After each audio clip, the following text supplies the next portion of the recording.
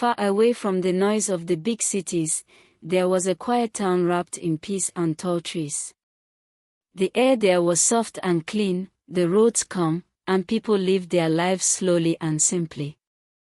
In that town stood a beautiful block of flats, painted cream and gold, shining gently under the evening sun.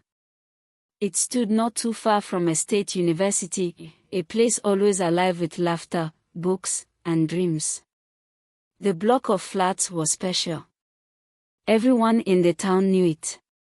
Students called it Golden Rest Apartments.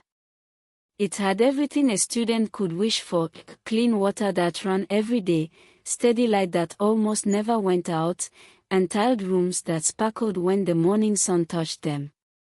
At the back was a wide courtyard where flowers grew freely, and in the evenings, the female tenants would sit on wooden benches, chatting and laughing about their day. The rent was fair, the bills were small, and the place felt like home. Because of that, almost every female student wanted to live there. But there was one rule, a rule that never changed. Only single female students were allowed. The landlord was a middle-aged man named Bobako. He was tall and broad-shouldered, with a face that always seemed to smile.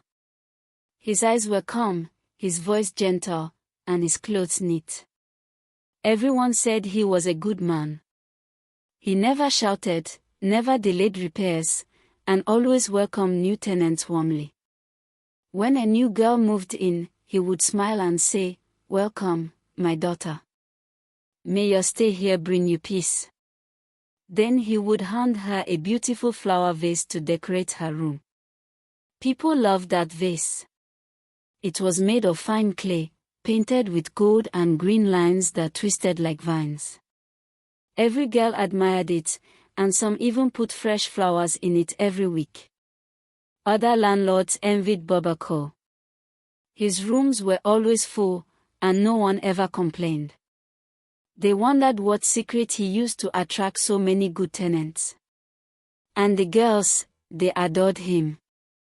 They said he was like a caring uncle. Some even called him Daddy Ko. But no one knew that behind his gentle smile lived a dark heart. The flower vase he gifted was not just decoration. Hidden inside it was a charm, an evil spell he had bought long ago from a strange man in a faraway town.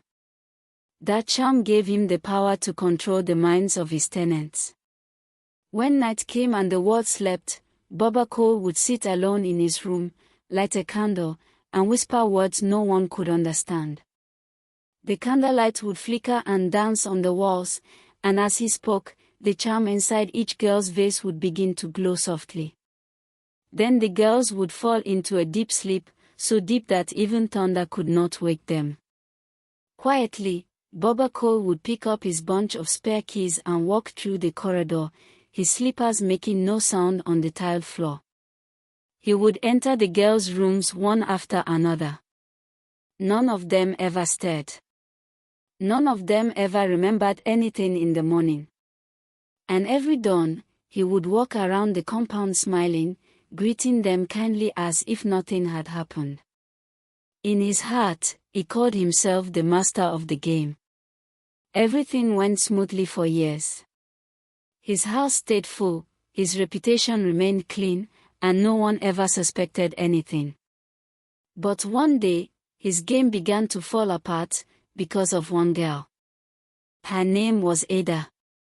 Ada was 21 years old, tall, beautiful, and full of life. She had a bright smile and eyes that sparkled like morning dew. She had just been admitted into the university to study nursing. Everyone liked her from the first day she came to the compound. She greeted people politely and laughed often. When she first moved into her room, Bobako, as usual, handed her a flower vase. "Welcome, my daughter," he said softly. "This will make your room beautiful." Ada smiled. "Thank you, sir." She placed the vase on her table beside her bed. She didn't know it carried darkness inside. For weeks, she lived peacefully.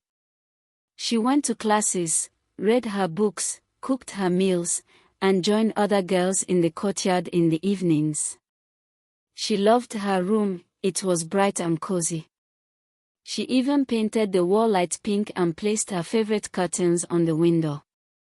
One Saturday morning, she decided to do a big cleanup. She moved all her things outside, her table, bed frame, and even the flower vase. She wanted to wash the floor properly. By the time she finished, the sun was already setting. She was tired, so she went out to buy food, forgetting to take the flower vase back inside. That small mistake changed everything. That night, as always, Baba Cole sat in his room, lit his candle, and began to whisper his strange words. He believed that all the girls were already deep in sleep. He smiled to himself and picked up his spare key. Tonight, he chose Ada. He tiptoed into her room, his eyes glinting in the dark.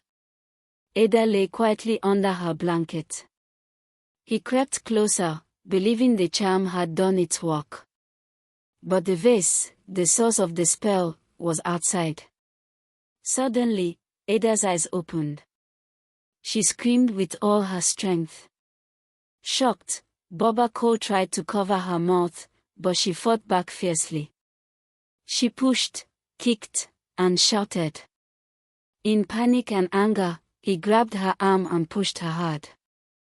Her head hit the edge of her table. There was silence. Ada fell to the floor. Baba Cole froze.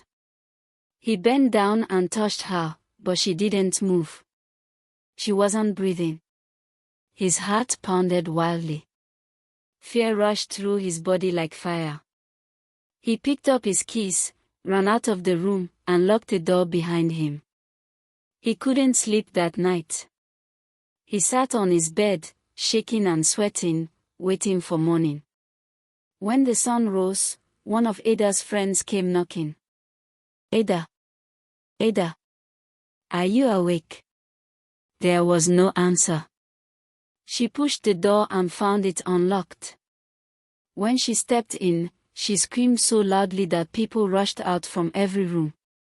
There on the floor lay Ada, cold and lifeless. Everyone cried. The girls wailed. Even Baba Cole joined them, pretending to be shocked. He wiped his eyes with a handkerchief and said, "Oh, what a tragedy. Such a good girl." Later that day, he found the flower vase still outside her door. He picked it up slowly. For the first time in his life, he felt fear. The police came. They investigated. People whispered that cult boys might have attacked her, but no one had seen anything. The case went cold. Ada was buried, and life slowly returned to normal. For a while, Baba Cole stopped his evil acts. He would sit alone at night, staring at the wall, hearing Ada scream in his head. But months later, his desire returned. The whispering voice inside him grew stronger, and he gave in once again. By the next semester, new students arrived. The room Ada once stayed in was open again after being locked for months. That was when Amoka came. Amoka was a quiet, beautiful girl with soft eyes and a gentle voice. She was in her final year and needed a peaceful place to prepare for her exams. When she came to see the room, Baba Cole smiled warmly and said, "You remind me of my daughter. Please, feel at home." She paid part of the rent and promised to complete it later. He gave her the same flower vase and wished her well. Amoka settled in quickly. She studied hard and spent most of her days reading. Sometimes she sat by her window watching the birds on the trees. She loved peace and avoided gossip. After her exams, she planned to travel home for a short rest. That night, some classmates came over to celebrate with her. They danced, laughed, and shared soft drinks. One of them noticed the flower vase on her table and said, "Wow, this is beautiful." Amoka smiled. "You can have it if you like," she said kindly. "I don't use it much." The girl thanked her and took it home that evening. That simple act of kindness broke the charm's link again, just like Ada's forgotten vase. When everyone left, Amoka cleaned her room and went to bed. At midnight, Boba Cole sat in his room and whispered his strange words. He smiled, believing Amoka was under the spell. He picked up his keys and walked to her room. Quietly, he opened the door and entered. He touched her shoulder gently. She moved. His smile faded. Before he could react, Amoka opened her eyes wide and screamed. He panicked, tried to hush her, but she struggled. He was stronger. After some moments, she stopped fighting. When he realized what he had done, guilt washed over him like cold rain. Amoka lay still, tears streaming down her cheeks. She looked at him and said softly, "Please, leave me alone." He stepped back, breathing hard. "Please, I beg you," he said shakily. "Don't tell anyone. I will do anything." Amoka looked straight into his eyes, her voice trembling but calm. "You don't need to worry about people finding out," she said. "You should worry about staying alive." He frowned. "What do you mean?" She wiped her tears. "My stepmother was a spiritual woman. Before she died, she cursed me. She said any man who touches me wrongly will die after 7 days." Boba Cole's heart stopped.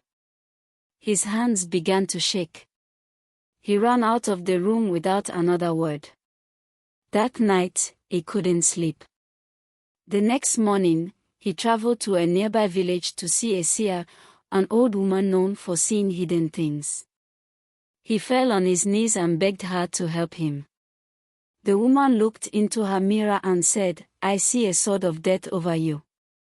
The only person who can save you is the girl you hurt. Take her to her village priest. But your wife must come too, because she has a part to play. Confess everything and go quickly. You have only 7 days." Boba Cole returned home, confessed everything to his wife, and begged for forgiveness. She cried bitterly but agreed to help him. Together, they traveled to Amoka's village the next morning. The journey was long and rough. Halfway there, the bus broke down. As the driver tried to fix it, robbers appeared from the bushes. They collected everyone's belongings, including the small bag Boba Cole carried. When the car finally worked again, it was already evening. They arrived tired, hungry, and frightened.